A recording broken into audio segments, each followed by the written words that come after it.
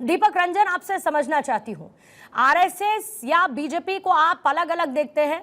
दोनों के बीच हुई बैठक में राजनीतिक मायने क्यों, और क्यों अखिलेश यादव को अब से थोड़ी ही देर पहले ये ट्वीट करना पड़ता है जिसमें वो ये लिखते हैं कि ना संगठन बड़ा होता है ना सरकार, और सबसे बड़ा होता है जनता का कल्याण। आगे वो लिखते हैं कि दरअसल संगठन और सरकार तो बस साधन होते हैं, लोकतंत्र में साध्य तो जनसेवा ही होती है। जो साधन की श्रेष्ठता के झगड़े में उलझे हैं वो सत्ता और पद के भोग के लालच में हैं, उन्हें जनता की कोई परवाह ही नहीं। मतलब अगर ये मंथन करे तो विपक्ष को दिक्कत, ये बैठकें करे तो विपक्ष को दिक्कत, दिल्ली में आकर कोई मुलाकात कर ले तो विपक्ष को दिक्कत, कोई फैसला ले ले तो विपक्ष को दिक्कत। मतलब सिर्फ और सिर्फ विरोध और विरोध की राजनीति, चाहे इनकी इंटेंशन कुछ और ही क्यों ना हो। देखिए पूर्णिमा जी, मैं समझता हूं कि जो हमारे राष्ट्रीय आदरणीय अखिलेश यादव जी ने जो एक्स पर पोस्ट किया है उससे आप भी इत्तेफाक रखती होंगी। ये हर आदमी चाहता है कि पहले सर्वोपरि हो, जनता का कल्याण हो, और जनता का कल्याण सर्वोपरि होना चाहिए। और देखिए ऐसा आरएसएस में और भारतीय जनता पार्टी में कई बार विचारों को लेकर के मतभेद हुआ है। आरएसएस के प्रमुख जी ने कई बार भारतीय जनता पार्टी को, इनकी सरकार को आईना दिखाने का काम किया। अभी कुछ महीने पहले जेपी नड्डा साहब ने कहा कि अब हमें आरएसएस की आवश्यकता नहीं है। एक समय था जो हमें आरएसएस की हमें आवश्यकता होती थी, लेकिन आज की तारीख में भारतीय जनता पार्टी जो है अपने दम पर सक्षम है, सबल है, उसको आरएसएस की कोई आवश्यकता नहीं। तो समय समय पर आईना तो इन्हीं के लोग दिखाते रहते हैं, ये दोनों लोग आपस में एक होंगे, हम इनसे कोई लेना देना नहीं है पूर्णिमा जी। लेकिन कई बार विचारों में इन लोगों में आपस में मतभेद रहा। मोहन भागवत जी ने कहा कि मोदी के नाम पे और सिर्फ हिंदुत्व के नाम पे आपकी आने वाले 2024 की नैया पार नहीं हो सकती। देखिए वो सारी चीजें निकल करके आपके सामने आ गई। और इसका जेपी नड्डा साहब ने कहा कि हमको इनकी आवश्यकता नहीं, जिस टाइम हमको अटल जी की को थी उस टाइम आवश्यकता उस टाइम रही होगी। लेकिन आज की तारीख में भारतीय जनता पार्टी मोदी जी के राज में पूरी तरीके से सबल है, सक्षम है। तो आपस में इन लोगों में, और जिस तरीके से जो है चीजें दिख रही हैं, इससे कोई डिनाई नहीं कर सकता कि आपस में इन लोगों में जो है कोल्ड वॉर चल रहा है। और ये चीजें देखिए, अगर नहीं चल रहा होता, नई चीजें होती तो आप इस पर डिबेट नहीं कर रही होती। आज की तारीख में, आज की तारीख में डिबेट का एक टॉपिक नहीं होता। और मैं समझता हूँ कि हम लोग पिछले कई दिनों से जो है 2-4-10 दिनों से जिस डिबेट पे भी हम लोग बैठ रहे हैं उसका हॉट टॉपिक यही होता है कि आपस में इन लोगों में कोल्ड वॉर चल रहा है। कोई दिल्ली जा रहा है, कोई कहीं जाते हैं, कि कहीं कोई जाए, कहीं हमें कोई लेना देना नहीं। कोई मुख्यमंत्री रहे, कोई उप मुख्यमंत्री रहे, डिप्टी सीएम रहे, लेकिन जब चीजें जो निकल करके आती है पूर्णिमा जी, जब टीम 30 बनती है उत्तर प्रदेश में, तो उसमें दोनों उत्तर प्रदेश के दोनों डिप्टी सीएम नदारत रहते हैं। उसके बाद उनको कोई प्रभार भी नहीं दिया था, उनको प्रभारी भी नहीं बनाया था। तो जाहिर सी बात है इस पर डिबेट आपका करना बनता है। और हम लोग चूंकि विपक्ष की हैसियत से यहाँ पे बैठते हैं, तो हम लोग आपकी बात का हम लोग जवाब देने का काम करते हैं। तो बहुत सी चीजें तो इन लोगों की तरफ से निकल कर गए ना। आज की तारीख में देखिए, हम लोग अपोजिशन में बैठने की हैसियत से पूर्णिमा जी, हम लोग सरकार को के बारे में बताते थे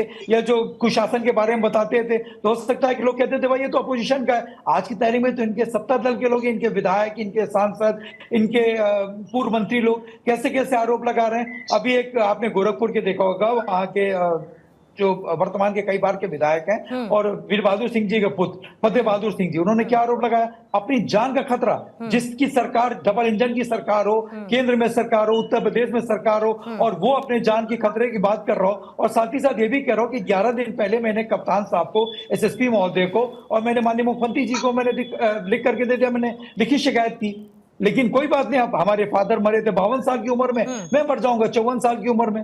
तो ऐसी बातें अगर निकल करके आ रही हैं, अगर विधायक, कई बार के विधायक, पूर्व मंत्री अगर भारतीय जनता पार्टी में सुरक्षित नहीं है, सेफ नहीं है, अपनी खुद की सरकार को आईना दिखाने का काम वो कर रहे हैं, तो बताइए ऐसे बहुत से लोग हैं। आपके मोती सिंह जी, अरे 40-42 साल का उनका राजनीतिक सफर रहा है। उन्होंने कहा कि इतना भ्रष्टाचार अब तक की जिंदगी में, अब तक के अपने राजनीतिक सफर में मैंने इतना भ्रष्टाचार थानों पे और तहसीलों पे मैंने नहीं देखा। अच्छा, आप बताइए। तो चीजें तो इनकी तरफ से आ रही ना। ठीक है सर, आप ये जरूर कह रहे हैं कि हमको इससे कोई लेना देना नहीं, किसकी दिल्ली दौड़ होती है, कौन वहां पर मुलाकात करता है, किससे मिलता है, हमको इससे कोई लेना देना नहीं। लेकिन अपॉर्चुनिटी तो है ना सर विपक्ष की, विपक्ष के पास एक अपॉर्चुनिटी तो है ना। और उसकी वजह क्या है? उसकी वजह क्या है मैं आपको बताती हूँ सर, उसकी वजह क्या है। मैं यही तो कह रहा हूँ पूर्णिमा जी, मैं यही तो कह रहा हूँ कि मौका तो ये दे ही रहे ना। अगर आप अपॉर्चुनिटी दोगे तो मैं अपॉर्चुनिटी लेंगे, क्यों लेंगे? देखिए पूर्णिमा जी, अभी आदरणीय अभय कुमार जी जो है एक अच्छे पॉलिटिकल एनालिस्ट है, मैं इनकी प्रशंसा भी करता हूं। इन्होंने पूरी चिंता कर ली इंडिया गठबंधन की कि इंडिया गठबंधन इंटैक्ट रहेगा या नहीं रहेगा, कि कितने दिन रहेगा लेकिन एक बार भी इन्होंने इस पर प्रकाश नहीं डाला कि जो बैसाखी पे चल रही सरकार है वो कितने दिन की मेहमान है, कितने दिन चलेगी, कितने दिन नहीं चलेगी। क्योंकि देखिए, आंध्र प्रदेश के चंद्रबाबू नायडू जी की विचारधारा अलग है, आपके नीतीश कुमार जी की विचारधारा अलग है, उस पर इन्होंने एक बार भी प्रकाश नहीं डाला कितने दिन ये लोग इंटैक्ट होकर चलेंगे। देखिए, ये चिंतन कर लें, मनन कर लें, मंथन कर लें, कुछ भी कर लें, देखिए पूर्णिमा जी अब कुछ होने वाला नहीं है। अब उत्तर प्रदेश की जनता जो है वो इनसे स्वास्थ्य, शिक्षा, रोजगार, महंगाई, दवाई, पढ़ाई, सिंचाई के बारे में बात करना चाहती है, लेकिन ये लोग आते हैं, कभी केंद्र के आ जाते हैं, कभी सेंट्रल के आ जाते हैं, कभी दिल्ली से आ जाते हैं, यहाँ पर बातचीत होती है। लेकिन आज की तारीख में अल्टीमेटली सफर तो जनता कर रही है ना। हमारा ये उद्देश्य है कि उत्तर प्रदेश की देवतुल्य जनता वो सफर ना करे, आपस में आप लोग की जितनी भी मीटिंग्स होती हैं वो मीटिंग्स होती रहे। आज की तारीख में जो अधिकारी हैं वो भी अपने मौज मस्ती में हैं। ये हम देखिए, हम तो आरोप लगाते थे और विपक्ष का। आप ये कह रहे हैं कि सरकार ने काम करना बंद कर दिया है? कहाँ कर रहा है, बता दीजिए, कहाँ दिख रहा है आपको काम? नहीं, आपको ऐसा क्यों लगता है कि सरकार ने काम करना बंद कर दिया है? आप बता दीजिए ना कि स्वास्थ्य की दिशा में कहीं बता दीजिए, आप शिक्षा की दिशा में कहीं बता तो दीजिए, इनको क्यों जिता दिया जनता ने? ये फिर इनको जिता क्यों दिया जनता ने सर? तो अरे आपने कहा ना कि उत्तर प्रदेश में जो है वोट परसेंट इनका कम नहीं हुआ। तो उस तरीके से तो जो 5 राज्यों के चुनाव होते हैं, मध्य प्रदेश, राजस्थान, छत्तीसगढ़ और 2 राज्यों के और चुनाव हुए थे, वहां पर तो इंडिया गठबंधन का वोट बढ़ा था, लेकिन सरकार नहीं बन पाई। तो इसके लिए आप क्या कर सकती हैं? आप कहा महाराष्ट्र में एमएलसी चुनावों में क्या हुआ अलायंस का आपके सर?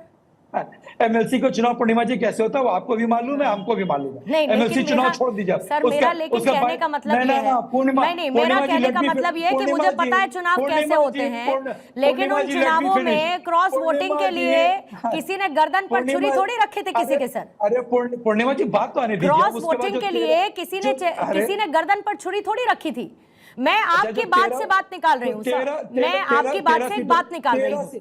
आपने कहा कि उत्तर प्रदेश में काम नहीं हो रहा। 13 सीटों में जो बाय इलेक्शन रहा उसका क्या रिजल्ट रहा, उस पर भी प्रकाश डाल दीजिए। बिल्कुल, उसका नतीजा आपको भी पता है, मुझे भी पता है। मैं तो एक उदाहरण दे रही हूँ आपको।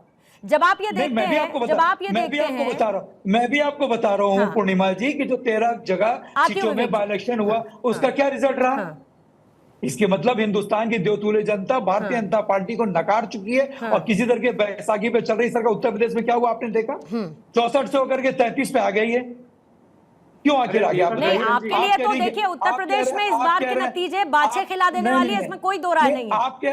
इसमें कोई दो राय नहीं है सर, इसमें कोई दो राय नहीं है कि उत्तर प्रदेश में इस बार समाजवादी पार्टी का जो ठीक है सर वो बाछे खिलाने वाला, इसमें कोई दो राय नहीं है। लेकिन मैं तो ये कह रही हूँ कि आप ये देखिए कि सुनिए सर, दीपक जी मेरी बात सुनिए, दीपक जी मेरी बात सुनिए।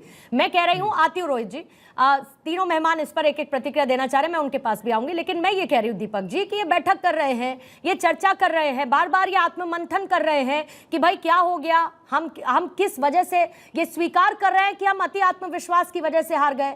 वो ये भी कहते हैं कि विपक्ष ने दुष्प्रचार किया, इस वजह से भी हम हारे। वो आने वाले उपचुनाव की तैयारी की भी बात करते हैं, वो अपनी कमियों को भी देख रहे हैं, वो ये भी देख रहे हैं कि विधानसभा चुनाव होने हैं, तो वो तो प्रोग्रेसिव मोड में है ना कि अगर कमियां हैं तो उन कमियों को हम दुरुस्त करें। लेकिन उन कमियों के बीच में आपके लिए तो सिर्फ और सिर्फ पॉलिटिकल माइलेज है ना।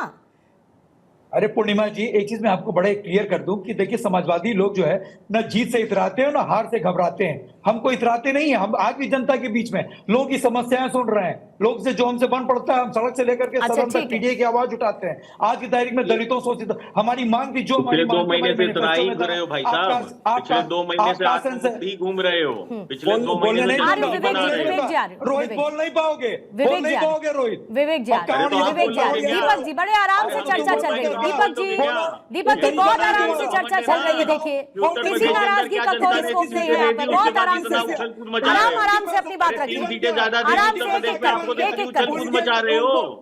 अरे भाई साहब, अभी 2029 आते ना 10 सांसद आपके जेल में दिखेंगे, 10 सांसद आपके दल छोड़ के चले गए होंगे और 10 सांसद आपके जो पार्टी छोड़ के चले गए होंगे। तो इसलिए कृपया करके ना ज्यादा आत्ममुक्त मत रहो।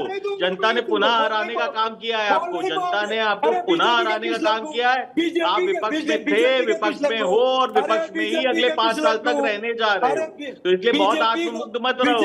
ये सब जो डायलॉग बाजी है, जो शेरो शायरी पढ़ के चाहते हो, ये सब पढ़ना बंद कर दो।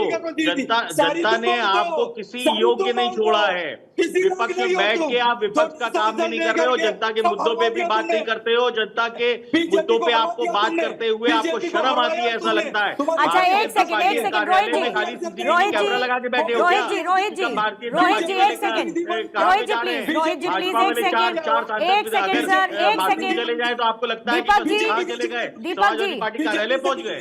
दीपक जी मेरी बात सुनिए सर, दीपक जी मेरी बात सुनिए, दीपक जी आपसे थोड़ी देर पहले सुनिए सर, अरे सुनिए ना सर मेरी बात, दीपक जी मेरी बात सुनिए। आपकी तरफ से एक मॉनसून ऑफर आया था, मेरी बात सुनिए दीपक जी क्यों बोल रहे थे बीच में ये? दीपक जब टर्न मेरा था आपने इनको रोका दीपक कर जी, कि जब टर्न दीपक रंजन का है, ठीक है, अभी तो मैं बात कर रही हूँ ना सर, अभी तो मैं बात कर रही हूँ ना, मुझसे लड़कर आप क्या कीजिएगा, मुझसे लड़कर आप क्या कीजिएगा? रोहित जी आप लोगों का आपसी प्रेम मेरा समय जाया करता है सर, आप लोगों का आपसी प्रेम डिबेट के दौरान मेरा समय जाया करता है। आपका इतना ये जो गहरा प्रेम और गहरा लगाव है, ये डिबेट के समय मेरा समय जाया करता है। रोहित जी प्लीज शांत हो जाइए, रोहित जी 2047 तक सत्ता नहीं मिलने वाली इनको, पूर्णिमा जी बता दीजिए। ठीक है सर, 2047 तक ऐसे ही बौखलाए घूमेंगे, ऐसे ही बौखलाए घूमेंगे। अच्छा एक सेकंड सर, दीपक जी भैया हम लोग तो टोटी बचाते बचाते थक गए हैं। दीपक जी सरकारी कार्यालयों की टोटी बचाएंगे, संसद भवन की टोटी बचाएंगे, नहीं संसद भवन की टोटी बचाएंगे, सरकारी कार्यालयों की टोटी बचाएंगे, तो टोटी बचाते बचाते थक गए हम। अरे चोनी पलट गई, चोनी छाप, चोनी पलटा दिए। अच्छा एक मिनट डाल दें आपको, एक मिनट सर, एक पैसे की हैसियत नहीं, वो यहाँ पे बैठ के ज्ञान दे रहे हैं। एक पैसे की जिनकी हैसियत नहीं, जनता ने नकार दिया तीसरी बार, जनता ने तीसरी बार नकार दिया। उत्तर प्रदेश में प्रदेश सरकार ने दूसरी बार नकार दिया, यहाँ बैठ के ज्ञान दे रहे हैं। जनता ने तीसरी बार नकार दिया इनको, तीसरी बार। और वो अखिलेश कहने वालों के पैरों पे गिरे हुए हैं, जो अखिलेश कहा करते थे उनके पैरों पे गिरे हुए हैं। रोहित जी आप लोगों का हो गया सर, तो थोड़ा सा पॉज ले लीजिए। दीपक जी एनर्जी मैं तो चुप ही हूँ, कहाँ चुप है रोहित? बीपी की गोली दीजिए। रोहित जी प्लीज, रोहित जी प्लीज, अब आप नहीं बोलिएगा। रोहित जी प्लीज शांत, रोहित जी प्लीज शांत। दीपक जी अब आपको सिर्फ मेरी आवाज आ रही है, दीपक जी अब आपको सिर्फ मेरी आवाज आ रही है तो शांत होके सुनिए। दीपक जी अब आपको मेरी आवाज आ रही है तो शांत होके सुनिए सर, शांत होके अब मेरी बात सुनिए। दीपक जी आप नहीं सुनेंगे तो मैं दूसरे मेहमान के पास चली जाऊंगी सर। इतना एक्सपेक्ट करती हूँ कि कम से कम मेरी बात को आप सुनिए। ये वाली बात आपको फौरन सुनाई दे गई, ये वाली बात आपको फौरन सुनाई दे गई। पिछले 4 मिनट से मैंने दीपक जी 50 बार बोल दिया होगा तो आपको नहीं सुनाई पड़ा। आप सुनिए मेरी बात, सुनिए मेरी बात। आपके नेता की तरफ से एक मॉनसून ऑफर गया था, उस मॉनसून ऑफर का जवाब खुद केशव प्रसाद मौर्य ने दे दिया। वो ये कहते हैं कि मॉनसून ऑफर को 2027 में 47 पर जनता और कार्यकर्ता फिर समेट देंगे। एक डूबता जहाज और समाप्त होने वाला दल जिसका वर्तमान भविष्य खतरे में है, वो मुंगेरी लाल के हसीन सपने देख सकता है लेकिन पूर्ण नहीं होगा। और 2027 में 2017 फिर से दोहराएंगे और कमल की सरकार बनाएंगे। ये आपके मॉनसून ऑफर का जवाब है जो मैंने सोचा कि एक बार आपको बता दूं। दीपक जी, पूर्णिमा जी, हाँ, वो सिराथू जीत करके दिखाते हैं 27 में, यही बहुत बड़ी बात है।